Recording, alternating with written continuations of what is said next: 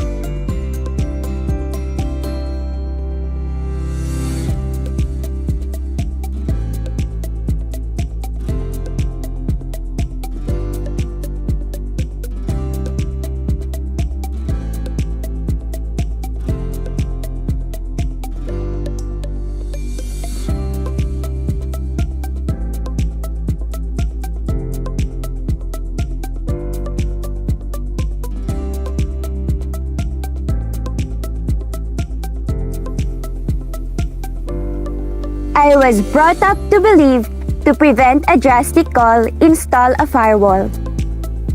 Beloved audiences, Living in this modern world had the assurance that life can be tough and enjoyable at times.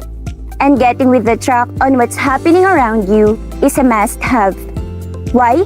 Because you may not know tomorrow, next week, or next month, or maybe today, you will be the so-called famous meme, or actually you were the talk of the town. But I know, being the talk of the town or being the so-called famous meme could be disturbing and scary for your own, wherein people are posting public pictures or posting something about you that's somewhat devastating, and that you don't have that much power to defend yourself, especially it is in online platforms. Don't you worry about a thing, because I know you are in here with us to uplift your awareness for your own cyber safety. Good morning, everyone, to all of our viewers. Ladies and gentlemen, a very warm welcome to everyone presented in here. Thank you for finding time and joining us for today's webinar entitled Uplifting the Awareness of Cyber Safety for Every Individual. My name is Erlene Joy Lugo, your MC for today's one of the most awaited event. Happy virtually viewing po to our viewers from different places, especially to all of the parents and students. To formally start this live virtual seminar, please join us in the singing of National Anthem and to be followed by doxology.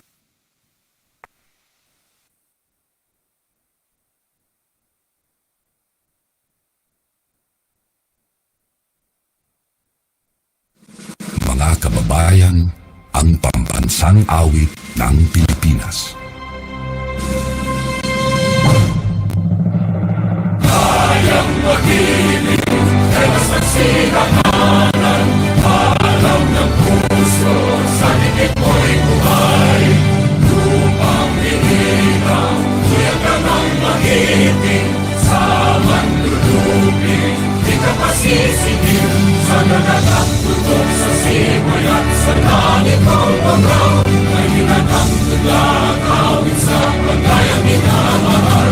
Ang isang ng matawad mo'y tagumpay na nag-iingin, ang bituin at araw niya kay nagpamay mag-iingin. Lumalang araw ng walang pagsinta, huwag langit sa piling mo. Ang hinigaya ng pagkay mag-amin, ang mamatay ng dahil sa'yo.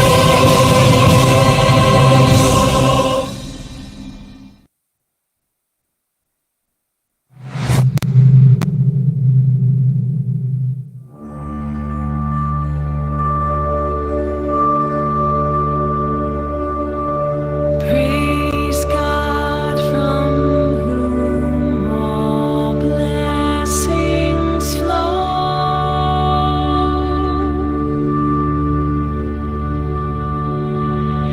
Praise Him, all creatures here below.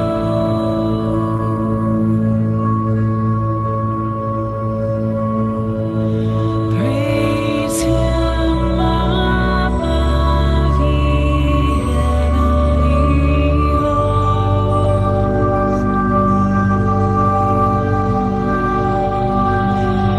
Praise Father, Son, and Holy Ghost.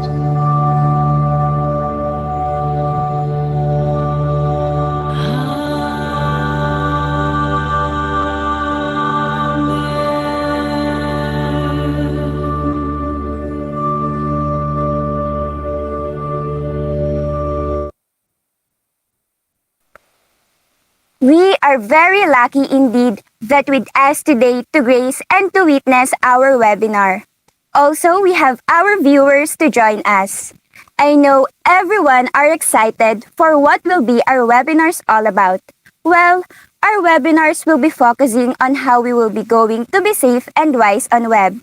And I'm very sure that if you pay attention, you'll learn a lot. Just a little reminders before we get started.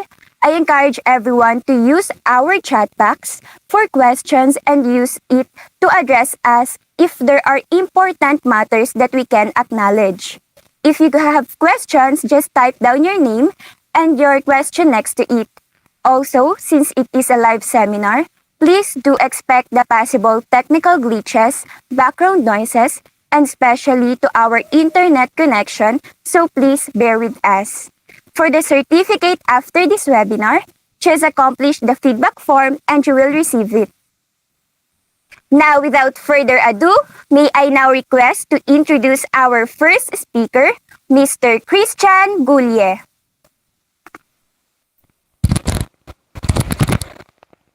Hi everyone, good morning to all of you. I am Christian Goulier. I'm the first speaker today. This is our topic today. Safe online communication. There are a lot of possible ways for us to communicate with our friends, family, and loved ones. From face-to-face, writing a letter, or even in online, various of apps are made for everyone to easily communicate with people, especially in this time of pandemic. From the month of January to February, when everything was totally fine, around 30 or 40% of people use internet to communicate. Not until COVID spread, month of March, when our country declared a total lockdown and numbers of people who use internet to communicate increased to 100%. Now, that's what entered a new normal. Many of us are now working from home, studying online, and even attending meetings online. Here are the tips apps we use. Messenger, Facebook, Zoom, Google Meet, and Discord. People use those to communicate online because it brings a lot of convenience. We can join almost anywhere in the world. But with this convenience also comes some danger. Of course, we don't want it infiltrated by internet trolls or leak some very private data, whether it's our own. We also don't want to receive any malicious software.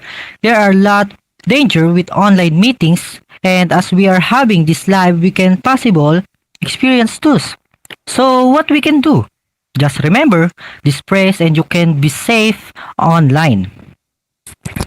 Securing online meetings room are just like securing our house. What does it mean? For us to understand it more, let's have this simple step. First, lock your doors. In our house, we lock our doors to be safe and we use the padlock and keys as a material. Same with online meetings. The padlock as the meeting ID and the key as the password. Don't just anyone enter it that by setting a unique meeting ID and password. The password is the key to enter your meeting, so don't share it to anyone. And next,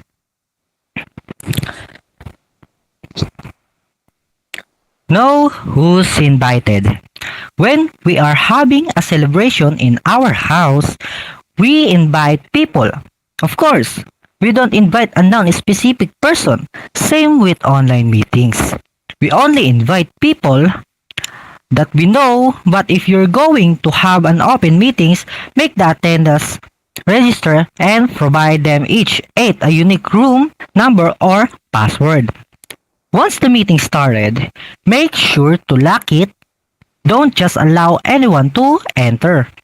And next, share with care.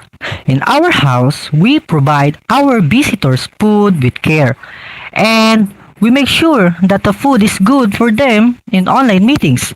When we host it, we should be aware of what we are sharing, if it's sensitive, private, or not. Also, don't let anyone to share their screen to avoid further danger. And number 4, don't accept candy from a stranger.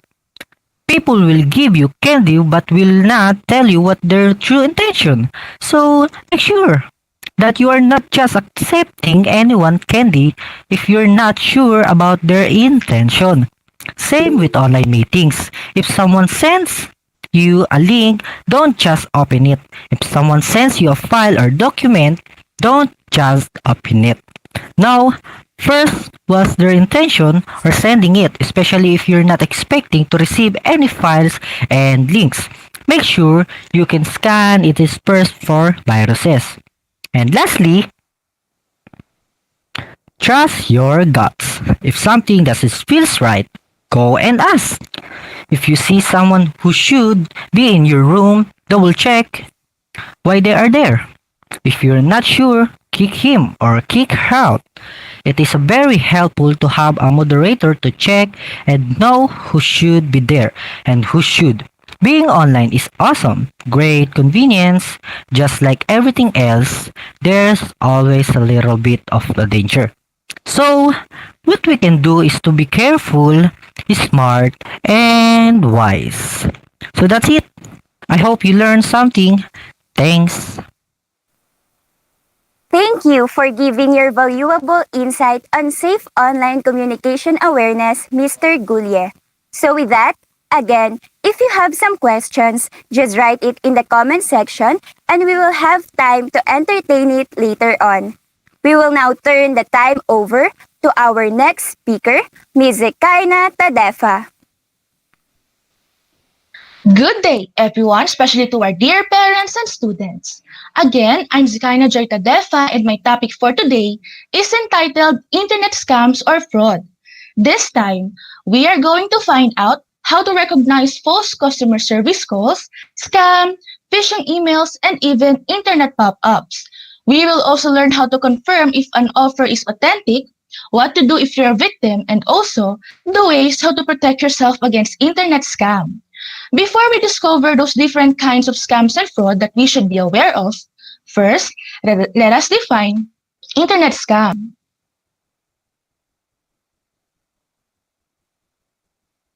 Internet scam is a type of cybercrime fraud or deception which makes use of the internet and could involve hiding of information or providing incorrect information for the purpose of tricking victims out of money, property, and inheritance. In our generation today, we are very focused and advanced in terms of technology. The internet is a tool we cannot avoid in this day and age. Nearly every aspect of our lives, from social interaction to learning and education, is performed through the internet. Indeed, the internet is very helpful for everyone of us, but at the same time, it is also harmful and disturbing. Why? This is the moment that scams and fraud occurs. Internet can also be a tool for those people who wants to be deceive other users. Scam artists millions of people each year by using internet services or software. These scams trick victims into sending money or giving out personal information. In short, scammers' main goal is to steal their target's personal data and to gain money in a wrong way. Now, we are going to watch a short video clip for us to expand our knowledge about internet scams and fraud.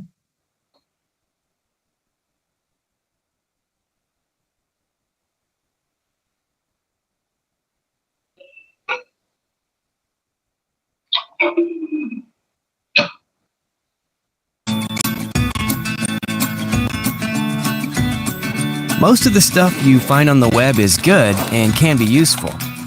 But just as in the offline world, you also need to watch out for the occasional bandit. In the offline world, if a stranger offered you some candy, you'd know better than to take it. The same principle applies online. If someone offers you a discount coupon, asks you to take a survey to win a free smartphone, or tells you that you want a trip to Hawaii, you should be suspicious of the content and the intention behind it. Social engineering is a technical term for content that tricks you into revealing personal information, like your login details or credit card number. Social engineering attacks can happen over email, ads, or web pages. Some attacks can be pretty easy to spot. Remember the rich prince who wanted to transfer millions of dollars to your account? But others can be sophisticated and pretty convincing. So let's talk about some steps you can take to avoid online scams. One of the most common ways to trick users is through email. Social engineering emails look like they're from a legitimate source, but they're not. For example, an email may claim to be from a bank and say that your banking account has been compromised, and that you must quickly email them your password to avoid having the money stolen. It's important to remember, never send personal information over email unless you're absolutely sure who you're sending it to. Attackers will use every trick in the book to make you believe that the address in an email is legitimate, faking the from address to make it look like it's from someone you know. So don't use the reply address in the message unless you are sure who the sender is, and don't click on links in the email. Instead, open a new window and type in the official website of the bank or company in question and find the contact address. Social engineering can also happen when you visit a web page. Scammers will generate a sense of urgency and create websites that look similar to sites that you already use. That's why, when visiting a web page, pay close attention to the page's URL, because attackers will often make this URL look similar to that of a genuine site. Before you enter any personal information on a web page, check the URL to make sure it starts with HTTPS and is preceded by a locked padlock icon. Other types of scams can trick you into downloading malware or unwanted software that may harm your device or steal your personal information. A website or an ad cannot detect if your machine is compromised. If you see a message while browsing saying that your computer is infected and asking you to download software, you should be suspicious. Remember to always download software from reputable sources. Now you know what social engineering is, as well as steps you can take to avoid online scams. And remember, if something looks too good to be true, it probably isn't.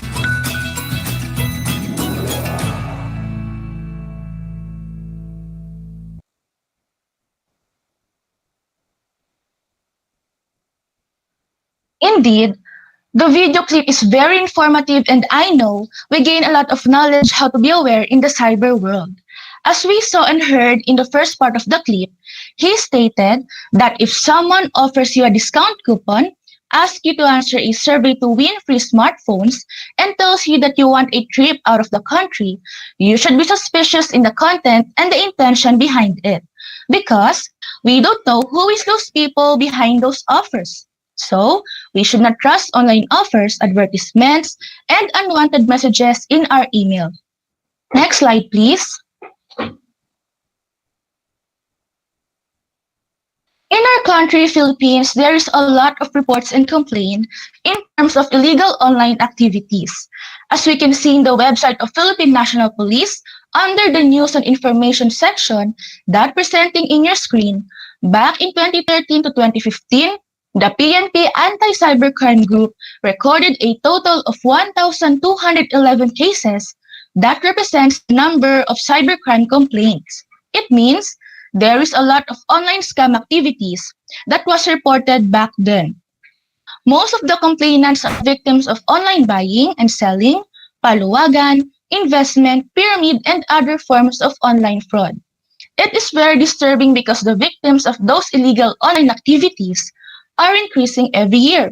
So, our PNP Anti-Cybercrime Group encouraged to report cybercrime incidents in their website www.pnpacg.ph, and they also indicated their hotline number and email that presented in your screen. Now, we will discuss about different types of scams and fraud. For the Group 1 file, let me introduce to all of you the phishing scam. Have you ever got an email, telephone, or text message from someone posing as a representative of a legitimate company asking for your information? This is known as phishing, and it works by luring people into giving out personal details such as banking, credit card numbers, and passwords, which can lead to identity theft and financial loss. In phishing, scammers use fake email, text messages, or copycat website to steal your identity or personal information. Their goal is to get credit card and bank account numbers, debit card PINs, and account passwords. The scammer may say your account has been compromised or charged incorrectly. When they contact you, scammers will tell you on a link in their email, or they will ask you to give your bank account number to confirm your identity or verify your account. Sometimes, they may even threaten to disable your account if you don't reply. don't believe them. Legitimate companies never ask for your password or account number by email. So how are you going to protect yourself against phishing? Simply, don't click on any links or open any attachment from emails claiming to be from your bank or any other organization, or which ask you to update or verify your personal details. Instead, type the web address in the address bar yourself. Next, type of scam that we need to know is located in the Group 2 file, and that is the online shopping scam. With more people at home during the COVID-19 pandemic, online scammers have increased their activity. More people than ever being fooled by scammers pretending to be legitimate online sellers with fake websites or business pages set up on social media platforms, and often advertising on other said sites. While many online sellers are legitimate, unfortunately, scammers can use the anonymous nature of the internet to rip off unsuspecting shoppers. Scammers use the latest technology to set up fake retailer websites that look like genuine online retail stores. These scamming websites often look like real deal and offer popular branded items at extremely low prices. After you order and pay, you may receive your ordered item, but it will be fake. So, how to protect yourself against online shopping scam? Whenever you buy an item online, make sure the website's URL starts with HTTPS and has the padlock icon next to the URL address. We also recommend checking the payment options at checkout stage to see if it has trusted seal. This symbol means the payment and brand are legitimate and safe to do business with. Next, third type of scam that we should be aware of is in the Group 3 file, and that is dating and romance scam. Online dating websites and social media can be littered with bad eggs, pretending to be your ideal partner. In reality, they are toying with your emotions to scam you into giving them your money and personal details. Also called catfishing, these scammers gain your trust over a period of time to the point where they ask you for money for a family emergency or to do them a favor such as sending something on their behalf. Most dating scams start innocently enough. Scammers contact victims via social media sites or through email, claiming common interests or a distant mutual connection, such as an introduction at a wedding or other large gathering. Other scam artists make their fake profiles look as appealing as possible and wait for victims to reach out and begin the conversation. The criminals who carry out romance scam are expert at what they do and will seem genuine, caring, and believable. So how to protect yourself against dating romance scam? Never transfer money to anyone you've never met in person. Also, don't pay for plane tickets, travel expenses, medical expenses, custom fees, gambling debts, or visas if asked to do so by someone you've met online. Next, fourth type of scam that we need to know is located in the file Group 4, and that is identity theft scam. Identity theft is when scammers gain access to your personal information to steal money or gain other benefits. Phishing falls under this category, along with hacking, remote access scams, malware and ransomware, document theft, and fake online profiles. Cybercriminals use this scam to access your personal details, such as name, date of birth, driver's license number, address, mother's maiden name, place of birth, credit card details, tax file number, Medicare care details, passport information, bank pins, and online account username and login details. So now, how to protect yourself against identity theft scam? Turn on two-factor or multi-factor authentication.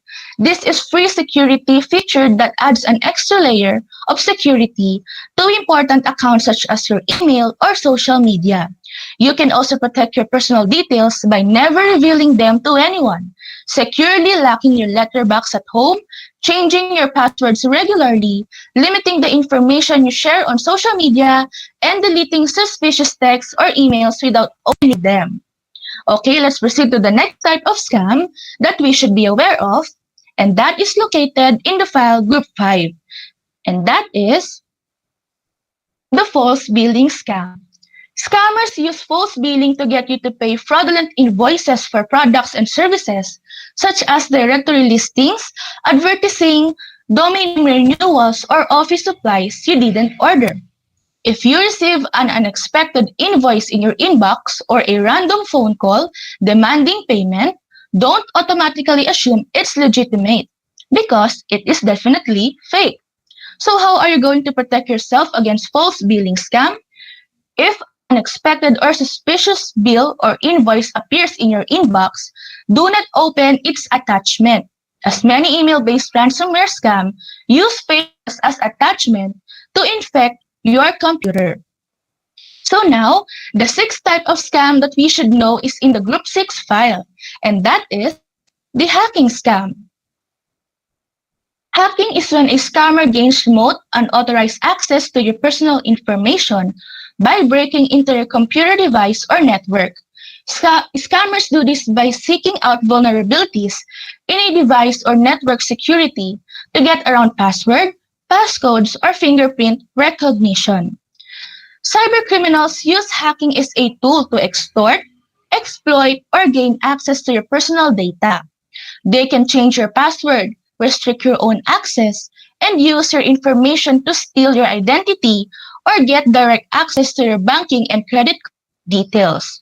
So how to protect yourself against hacking scam? You can avoid being hacked by not using public or unsecured Wi-Fi, password and pins frequently, not sharing your personal information with anyone, and being careful about the websites you visit and the apps, email attachment, and software you download. Now, let's proceed to the last scam that we need to be aware, and it is from the Group 7, and that is threats to life, arrest, and other scams. Some scammers will threaten violence, death, arrest, or legal action to frighten victims into paying money. Often targeting the community's most vulnerable citizen, these scammers call or email their threats, claim you owe money for things such as speeding fine, tax office debt, or unpaid bill. So, the warning signs may be you will receive a call out of the blue from someone claiming to be from a government department, debt collection agency, or trusted company. The caller will tell you that in order to resolve the matter, you will need to pay a fee or fine. Also, the caller may ask your personal information such as your passport details, date of birth, or bank information. So how to protect yourself against threats and arrest scam? Never respond to suspicious email or text. If you do, it validates your number or email as being active and encourages scammer and phishers to target you even more. So, these are the 7 internet scams and fraud. I hope that you gain enough information and knowledge how to protect yourself against the scam in the cyber world. Thank you, everyone. Thank you, Miss Ekaina. Now we are entering into our third speaker, Miss Rika Sagarang. Hi everyone, again I am Rika Misigarang, and for the next topic, it is all about Cyber Safety 101. Let us learn basic cybersecurity tips for protecting your computer, accounts, and personal information, especially for parents and children. Kids today are able to access more information than any generation before. Tablets, laptops, smart devices are common at school and at home. The internet brings a wealth of information that can enrich our lives, but it also can harm us and the people we love. You want your children to have access to information, but you also want them to be safe. How can you get both things? Well, that's the challenge of living in a connected world. The bad guys may be smart, but you and your kids can be smarter, and these internet safety tips can surely help. But let us define first cyber safety. According to Wikipedia, Online safety or cyber safety is how we can be safe on the internet. It is the act of maximizing a user's awareness of personal safety and security risks to private information and property associated with using the internet, a self-protection from computer crime. So, let us learn about some cyber safety tips for parents. Number 1. Educate your children. When it comes to cybersecurity, kids are often one of your family's weakest links. Teach kids about suspicious activity online and encourage them to ask for help if something seems unusual. Install security software that help kids from clicking on the wrong links and visiting the wrong sites. Number 2.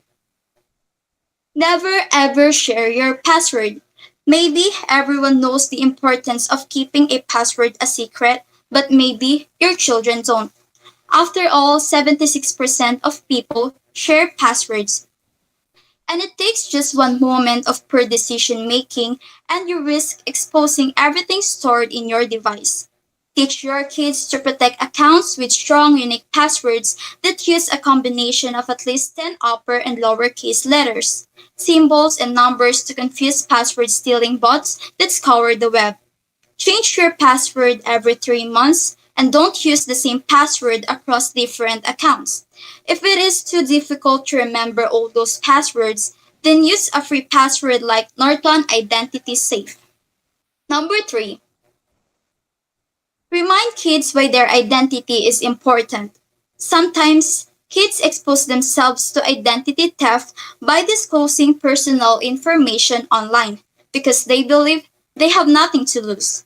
But a child's identity can have as much value as an adult's identity. If not more, scammers can trick kids into disclosing their social security number and other details to commit identity theft. Remind children not to reveal too much information about themselves. Their date of birth, address, and SSN are all personal information and they shouldn't share them freely. Number 4. Click with caution. Talk to your kids about not automatically clicking links on emails or internet. Phishing is dangerous. One careless click is all it takes for malicious software to get into devices and wreak havoc. Show to your kids how to hover your mouse over the link to make sure it is going to a reputable address. Spelling mistakes, odd emails from popular companies, and threatening messages urging quick action are some of the telltale signs of phishing email designed to install malware on your device. When in doubt, do not click on the link. Instead, go straight to the company's website and contact the person concerned or the customer service department to ensure such a mail was sent to you. So next, let us learn something about cyber safety tips for children. Number 1. Know that private may not be private. Even if your setting is set to private, remember, nothing is private. Even the so-called private browser is not private. With more websites and applications collecting information and using it for advertising and marketing purposes, make sure you yourself knows the value of online privacy. Many apps have privacy policies which disclose that the apps collect and share their users' information. Kids and many adults often accept these policies without reading them. Number 2. Use a password management system. Passwords are the primary defense against hacker for most people, yet many people reuse same password for multiple accounts and use passwords that are easy to guess because they are also easy to remember. Bolster your defense with a password for all your accounts. Best of all, with a password manager, you only need to remember one password. Number 3. Keep social networks secure. There's a good chance that someone in your house is on a social network, but social media can also attract criminals. Keep close eye on your social accounts. If someone messages you who hasn't done so in a while, then be suspicious. Your friend's account may have been hacked. Number 4. Don't share information than necessary. It is very important for children and family members to know how much information is too much information. In their excitement to share their milestones, children may sometimes post their personal information online. For example, a driver's license or a travel itinerary shared online could be valuable information for identity thieves and burglars. So let's move on to cyber safety tips for everyone. Number 1. Realize cybersecurity is a moving target. Cybercriminals are constantly coming up with new threats. That means you need to be mindful about downloading the latest security updates and patches. Keep yourself and your family informed about new ways cybercriminals are doing business. Stay current and follow the news for any breaking threats. Number 2. Identify vulnerabilities in your home. Your home Wi-Fi network is another entry point for hackers. Cybercriminals can hack home routers and gain access to various internet-connected devices like home security system and smart doorbells. Make sure your home Wi-Fi system has a hard-to-crack password and consider software that identify intruders on the network. Number 3. Go private on public Wi-Fi. Stress the importance of avoiding public Wi-Fi networks. Kids may not think about hackers and cybercriminals when they connect to public Wi-Fi in malls and coffee shops. Always use a VPN like Norton Secure VPN when connecting to public Wi-Fi. Number 4. Close unused accounts. Unused accounts may be a rich source of personal information to cybercriminals.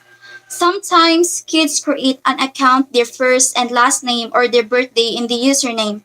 Cybercriminals can patch these data points together and steal information from other sites that the individual uses. If you think you won't be revisiting the site, it's best to close the account. Number 5. When in doubt, call e-support. If you have suspicions that you have been hacked, call for help. The best security software programs offer 24/7 support. If you think your device is under malware, spyware, or ransomware attack, call for help. A good security suite will have experts to help you resolve your problem. And lastly, number 6. Be a good online citizen. Remember, the internet is forever, so anything said online stays online. Nothing really gets deleted, not even on Snapchat. Unfortunately, since the internet is the new playground, bullying can plague children offline and on. Teach your children to practice good online etiquette and to never say mean things. Instead, they should be kind and not participate in negative posts. Let them know the law protects cyberbullying victims, so they should tell you if they are being cyberbullied or know someone who is. Once again, the bad guys may be smart, but you and your kids can be smarter, and these internet safety tips can surely help. May we give them a very warm virtual round of applause. Thank you for sharing those very helpful tips and information, speakers. The live is now open for entertaining the questions. First one.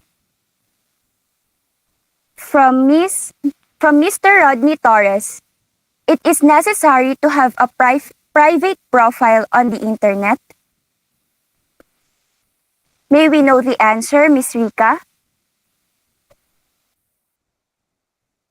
Yes, because a private profile on the internet can avoid you from those people who are have a bad intention or making you in the midst of life, and it can prevent you to to avoid those people who are who has a bad doings or like cyber criminals. Thank you, Miss Rika. For the next question, from Mr. Mar Maravilla. Is there any hotlines or agencies that can help those who experience this kind of cyber cases? May we know the answer, Ms. Ekaina?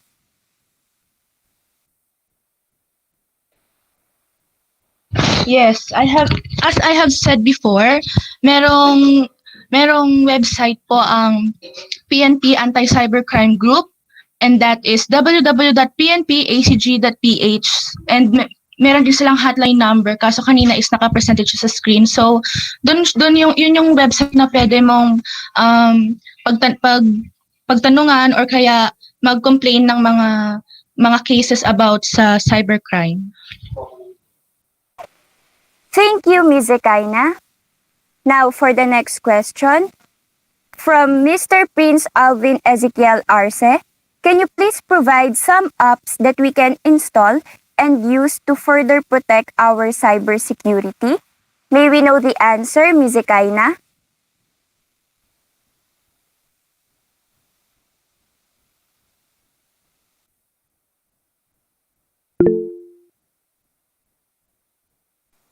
May we know the answer, Ms. Rika Segarang, rather?